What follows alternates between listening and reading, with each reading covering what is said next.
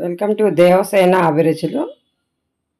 ఇప్పుడు మనము దేవీ నవరాత్రుల్లోని అమ్మవారికి 9 రోజులు 9 రకాల నైవేద్యాలు చేసుకుంటున్నాం కాబట్టి ఈరోజు మనము శనగల్ని ప్రసాదంగా పెట్టుకుందామండి.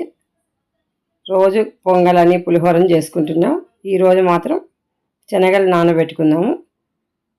శనగలు నైటే నానబెట్టాలండి. ఓవర్ నైట్ నానాలి. ఒక నైట్ మొత్తం నానితే కానీ ఇవి నానవండి, చాలా గట్టిగా ఉంటాయి. కాబట్టి ఒకరోజు ముందు రోజు నైట్ నానబెట్టుకుంటే మనకు శనగలు అనేది బాగా నాని బాగుంటాయండి. చూడండి, మార్నింగ్ చూసేటప్పటికి ఈ విధంగా నానేయండి. ఎంత బాగున్నాయో, మంచిగా నానేయండి ఇవి. ఇప్పుడు మనం వీటిని శుభ్రంగా కడిగేసి అన్నిటినీ కుక్కర్లో వేసేసుకుందామండి. విడిగా ఉడకబెట్టుకుంటే కొంచెం టైం పడుతుంది. కుక్కర్లో అయితే ఒక 3 విజిల్స్ పెట్టేసుకున్నామంటే ఈజీగా అయిపోతుంది. ఇప్పుడు మనం శనగలకు సరిపడినన్ని వాటర్ పోసేసి 1 స్పూన్ సాల్ట్ వేసేద్దామండి. వేసేసి కుక్కర్లో మూత పెట్టేసి విజిల్ పెట్టేసి ఒక 3 విజిల్స్ వచ్చే వరకు ఉడికించుకుందామండి.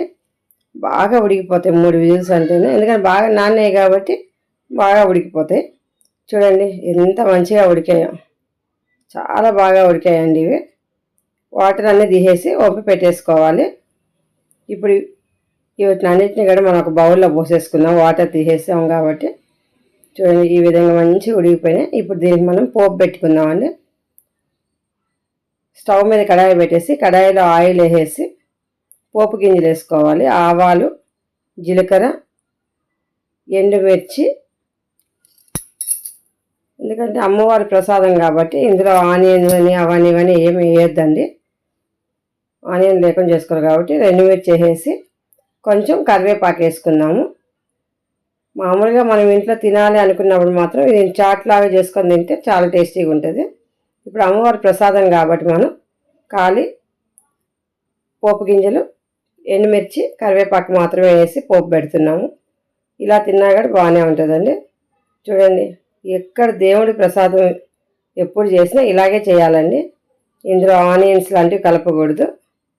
చాలామంది ఆనియన్స్ కలుపుకొని చాట్ లాగా ప్రిపేర్ చేసుకొని తింటారు. తినడానికి ఓకే, కానీ అమ్మవారికి మాత్రం పెట్టకూడదండి. చూడండి అయిపోయింది. లైక్ చేయండి, షేర్ చేయండి, సబ్స్క్రైబ్ చేయండి. కొత్తగా మా ఛానల్ చూసేవాళ్ళు ఎవరైనా ఉంటే సబ్స్క్రైబ్ చేయడం మర్చిపోవద్దండి ప్లీజ్. సబ్స్క్రైబ్ చేసి పక్కనున్న బెల్ ఐకాన్ నొక్కితే మేము పెట్టే వంటలన్నీ కూడా మీకు నోటిఫికేషన్ ద్వారా వస్తాయండి. చూడండి మంచిగా ఉడికిపోయి సర్వింగ్ బౌల్లో తీసేసుకుంటున్నాం. సర్వింగ్ బౌల్లో తీసుకొని సర్వ్ చేసుకుందామండి. అమ్మవారికి ప్రసాదంగా పెట్టేద్దాము. ఒక్కొక్క రోజు ఒక్కొక్క రకం నైవేద్యాలు పెడుతూ ఉన్నాము. దేవీ నవరాత్రులు పూర్తయ్యే వరకు ఏదో ఒక ప్రసాదం చేసుకుంటూ ఉందామండి. Thank you for watching.